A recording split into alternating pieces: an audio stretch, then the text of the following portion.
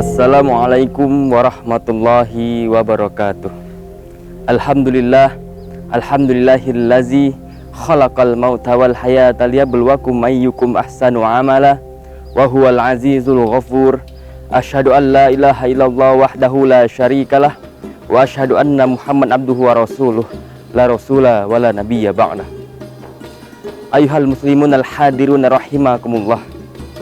Tanggal 17 Ramadan merupakan momentum yang diperingati dari kaum muslimin di Indonesia yang mayoritas dikenal dengan nuzul Quran. Lalu apa itu nuzul Quran dan apa kewajiban kita terhadap Al-Quran? Kewajiban kita terhadap Al-Quran, yakni syahrul Ramadan allazina unzila fihil Qur'ana hudan linnasi wa bayyinatin minal huda wal furqan. Beberapa hari yang ditentukan itu ialah bulan Ramadan, bulan yang di dalamnya diturunkan permuliaan Al-Quran sebagai petunjuk bagi manusia dan penjelasan-penjelasan mengenai petunjuk itu dan pembeda antara yang hak dan yang batil.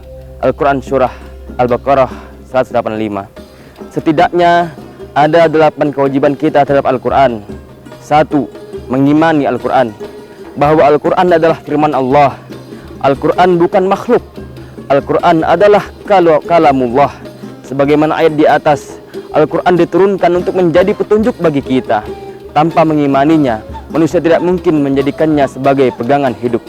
Wallazina yu'minu bima unzila ilaika wa ma unzila min qablik wa bil akhirati hum yuqinun. Dan mereka beriman kepada kitab Al-Quran yang telah diturunkan kepadamu dan kitab-kitab yang telah diturunkan sebelummu, serta mereka yakin akan adanya kehidupan akhirat. Al-Baqarah ayat 4. Yang kedua, membaca Al-Quran ataupun tilawah. Al-Quran adalah kalamullah yang membacanya bernilai pahala. Para sahabat biasa menghatamkan Al-Quran sekali dalam sebulan, dan banyak yang khatam lebih dari cepat daripada itu. Membaca Al-Quran merupakan perintahnya. Warattilil Qur'ana tartilah, dan bacalah Al-Quran dengan perlahan-lahan. Al-Muzammil ayat 4. Yang ketiga, mentadabburi Al-Quran, yakni merenungkan Al-Quran sehingga kita mengetahui maksud dan mengambil pelajaran serta petunjuk dari Al-Quran. Afala yatadabbaruna Al-Quran am ala qalbi aqfalahum. Maka apakah mereka tidak memperhatikan Al-Quran ataukah hati mereka terkunci? Muhammad 24. Yang keempat, yakni menghafalkan Al-Quran. Al-Quranlah yang kita baca saat sholat, yakni surah Al-Fatihah dan setelahnya. Maka hendaknya kita menghafal Al-Quran sesuai kemampuan. Yang ideal adalah menghafal Al-Quran seluruhnya, lengkap 30 juz. Kedudukan para penghuni surga nanti akan berbanding dengan hafalan Al-Qurannya. Semakin banyak hafalan Quran, semakin tinggi kedudukan di surga. Akan dikatakan kepada sahibul Quran di akhirat, bacalah dan naiklah. Bacalah dengan tertil sebagaimana engkau membaca dengan tertil di dunia, karena kedudukanmu tergantung pada ayat terakhir yang engkau baca. Hadis riwayat Abu Daud. Yang kelima adalah mengamalkan Al-Quran. Apa yang Allah perintahkan dalam Al-Quran, kita lakukan. Apa yang Allah larang dalam Al-Quran, kita tinggalkan. Pendek kata, kita menjadikan Al-Quran sebagai petunjuk hidup. Dzalika kitabul la raiba fih hudal lil muttaqin. Kitab Al-Quran ini tidak ada keraguan padanya, petunjuk bagi mereka yang bertakwa. Al-Baqarah ayat 2. Mendakwahkan dan mengajarkan Al-Quran. Yang keenam, kewajiban kita berikutnya adalah mendakwah dan mengajarkan Al-Quran. Mengajarkan Al-Quran ini menjadikan kita menjadi manusia terbaik dalam pandangan Allah Subhanahu wa Ta'ala. Khairukum man ta'allamal Qur'ana wa 'allamahu. Sebaik-baiknya kalian adalah yang mempelajari Al-Quran dan mengajarkannya. Hadis riwayat Bukhari. Yang ketujuh, memperjuangkan dan membelanya.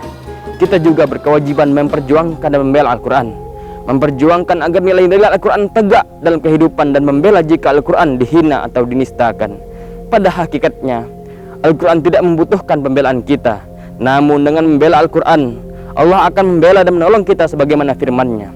Ya ayyuhalladzina amanu in tansurullah yansur lakum wa yusabbit aqdamakum.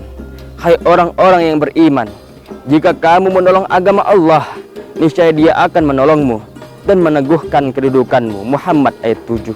8. Menerapkan dalam kehidupan bermasyarakat. Tak cukup hanya mengamalkan Al-Quran secara pribadi, kita perlu berupaya menerapkan Al-Quran dalam kehidupan bermasyarakat dan bernegara. Sebab Al-Quran adalah petunjuk hidup dan Allah menghendaki kita menerapkan Islam secara kaffah. Ya ayyuhalladzina amanu dukhulul fi silmi kaffah wa la tattabi'u khutuwatis syaitan innahu lakum aduwwum mubin. Hai orang-orang yang beriman, masuklah kamu ke dalam Islam keseluruhan dan janganlah kamu turut langkah-langkah syaitan. Sesungguhnya syaitan itu musuh nyata bagimu. Al-Baqarah 208. Demikian pembahasan kita tentang nuzul Quran, mulai dari arti Al-Quran hingga kewajiban kita terhadap Al-Quran. Semoga bermanfaat dan lebih memaknai momentum peringatan nuzul Quran pada Ramadan kita kali ini. Wallahu muwaffiq ila ahkamit thoriq. Wassalamualaikum warahmatullahi wabarakatuh.